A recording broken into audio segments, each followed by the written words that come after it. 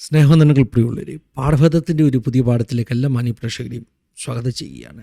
ഞാൻ ഇന്ന് പാഠഭേദത്തിൽ പറയാൻ പോകുന്ന കാര്യങ്ങൾ എങ്ങനെ പ്രേക്ഷകർ ഉൾക്കൊള്ളുമെന്ന് എനിക്ക് അറിയില്ല. കാരണം ഒരുപക്ഷെ എൻ്റെ ചില ചിന്തകൾ മാത്രമായിരിക്കാം. എൻ്റെ ഈ ചിന്തകളോട് എല്ലാവർക്കും സമരസപ്പെടണമെന്നും ഇല്ല. പക്ഷേ മനസ്സിൽ വന്ന ചിന്തകൾ ഒരു ഉൾവിളി പോലെ പ്രേക്ഷകരുമായിട്ട് പങ്കുവെക്കുന്നു.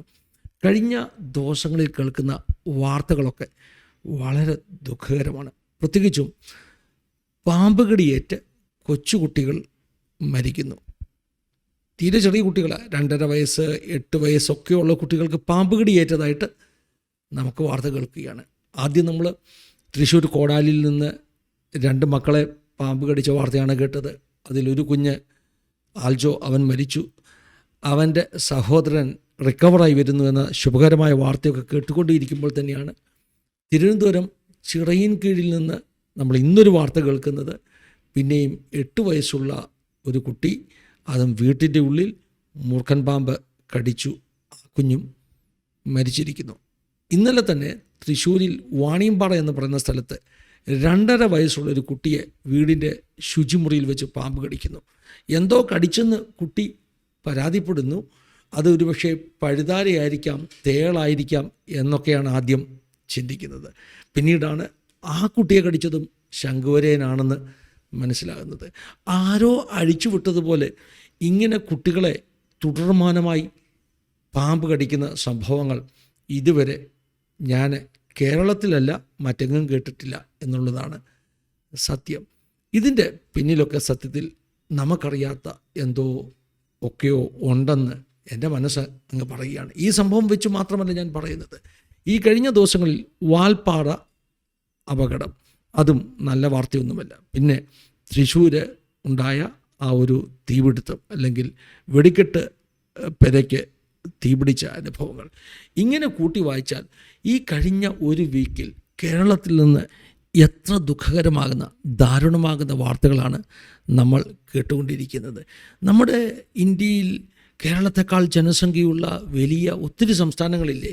അങ്ങനെ ഏതെങ്കിലും ഒരു സംസ്ഥാനത്തിൽ നിന്ന് ഒന്നിനു പുറകെ ഒന്നായിട്ട് ഇങ്ങനെയുള്ള വാർത്തകൾ, പ്രകമ്പനം സൃഷ്ടിക്കുന്ന, കോളിളക്കമുണ്ടാക്കുന്ന, സങ്കടമുണ്ടാക്കുന്ന വാർത്തകൾ തുടർമാനം വരുന്നത് നിങ്ങൾ കണ്ടിട്ടുണ്ടോ? ഇല്ല എന്നുള്ളതാണ് സത്യം. ഓരോ സംസ്ഥാനങ്ങളിലും ഈ പറഞ്ഞതുപോലെ കൊലപാതകവും പാമ്പ് കടിച്ച ആളുകൾ മരിക്കുകയൊക്കെ ചെയ്യുന്നുണ്ട്.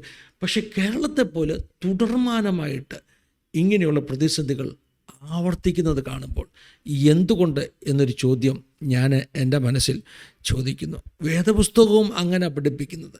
ചില കാര്യങ്ങൾ ആവർത്തിച്ച് സംഭവിക്കുമ്പോൾ ഇത് ഒറ്റപ്പെട്ട സംഭവം അല്ല എന്ന് മനസ്സിലാക്കുമ്പോൾ, ഇത് യാദൃച്ഛികമാണെന്ന് പറയാതെ, ഇത് കോയിൻസിഡൻസ് ആണെന്ന് പറയാതെ, എന്തുകൊണ്ട് എന്ന ഒരു ചോദ്യം നാം ചോദിക്കണമെന്നും അതിൻ്റെ ഉത്തരം കണ്ടെത്തണമെന്നും ഒക്കെ വേദപുസ്തകം പഠിപ്പിക്കുന്ന കാര്യമാണ്. അതുകൊണ്ട് ഞാൻ ഇനിയും പറയാൻ പോകുന്ന ചിന്തകൾ ഒരുപക്ഷേ പ്രേക്ഷകർക്ക് എല്ലാവർക്കും ഉൾക്കൊള്ളുവാൻ കഴിയില്ല, എങ്കിലും ചിലർക്കെങ്കിലും അത് ബോധ്യപ്പെട്ടാൽ എന്ന ആശ കൊണ്ട് പറയുകയാണ്. കേരളം വളരെ കലുഷിതമാകുന്ന ഒരു സ്പിരിച്വൽ അറ്റ്മോസ്ഫിയറിലൂടെയാണ് കടന്നു പോകുന്നതെന്ന് ഞാൻ ചിന്തിക്കുന്നു. പ്രത്യേകിച്ചും കേരളത്തിൽ കുറേ നാളുകൾക്ക് മുമ്പ് കേൾക്കുന്ന വാർത്തകളുണ്ട്. നരബലിയെക്കുറിച്ചുള്ള വാർത്തകൾ നമ്മൾ കേരളത്തിൽ കേട്ടു. അതുപോലെ തന്നെ ഈ സാത്താൻ സേവയെക്കുറിച്ചുള്ള വാർത്തകൾ കേരളത്തിൽ നിന്ന് നമ്മൾ കേട്ടു. അതിൽ തന്നെ ഉന്നതന്മാരുടെ പങ്കിനെക്കുറിച്ചുള്ള വാർത്തകൾ, ഫിലിം ഫീൽഡിലുള്ളവർ പോലും അങ്ങനെയുള്ള ആക്ടിവിറ്റീസിൽ ഇൻവോൾവ് ആണെന്ന് പറയുന്ന വാർത്തകൾ, അതുപോലെ തന്നെ ചില ചെറുപ്പക്കാർ നടത്തിയ അതിക്രൂരമാകുന്ന ചില കൊലപാതകങ്ങളെക്കുറിച്ച്, അവരുടെ റൂമുകൾ പരിശോധിക്കുമ്പോൾ കിട്ടുന്ന ഈ സാത്താന്യമാകുന്ന, സാത്താൻ സേവയ്ക്ക് ഉപയോഗിക്കുന്ന പരിചിത വസ്തുക്കൾ, ഫെമിലിയർ ഒബ്ജക്ട്സ് എന്ന് പറഞ്ഞാൽ സാത്താൻ്റെ സേവയുമായിട്ട് ബന്ധമുള്ള പരിചിതമാകുന്ന വസ്തുക്കളെക്കുറിച്ചുള്ള വാർത്തകൾ നമ്മൾ കേൾക്കുന്നു. ചുരുക്കി പറഞ്ഞാൽ കേരളം എന്ന് പറയുന്ന ദൈവത്തിൻ്റെ സ്വന്തം നാട്, അതിനപ്പുറമായിട്ട് ഒത്തിരി ആത്മിക കൂട്ടായ്മകളും, ഒത്തിരി പ്രാർത്ഥനകളും, ഒത്തിരി ഉപവാസങ്ങളും, ഒത്തിരി ചർച്ചസും ഒക്കെയുള്ള ഒരു നാടിൻ്റെ സ്പിരിച്വൽ അറ്റ്മോസ്ഫിയർ പൂർണ്ണമായിട്ടും മലീമസമായിരിക്കുന്നു എന്ന് ഞാൻ സംശയിച്ചാൽ അതിൽ നിങ്ങൾക്ക് തെറ്റുപുറവാൻ കഴിയുമോ? ഇവിടെ നമ്മൾ മനസ്സിലാക്കേണ്ടത് ഈ വിഷയങ്ങളിൽ നമ്മൾ ഗൗരവത്തോടുകൂടെ എന്തുകൊണ്ട് എന്ന ചോദ്യം ചോദിക്കുകയും കേരളത്തെ ഇങ്ങനെയുള്ള തിന്മയുടെ ശക്തികൾ വിഹരിക്കുന്ന ഒരു കേന്ദ്രമാക്കി മാറ്റുന്നതിന് പിന്നിലെ കാരണങ്ങൾ കണ്ടെത്തി അതിന് നാം അനുദപിക്കണം.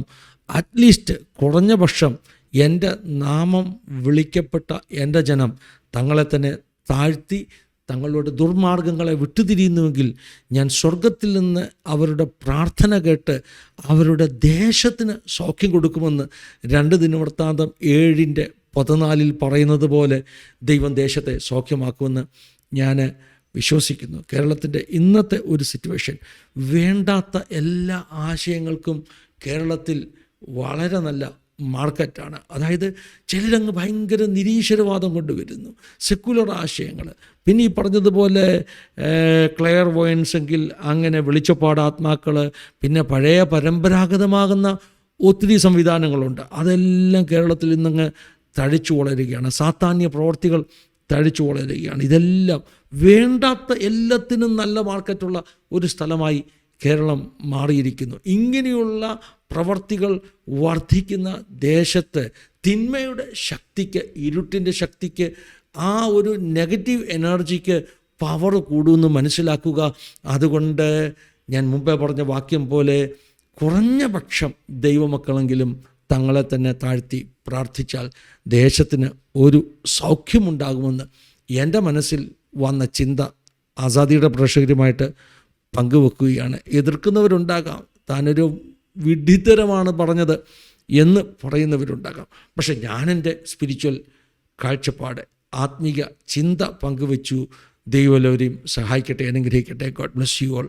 Have A wonderful time.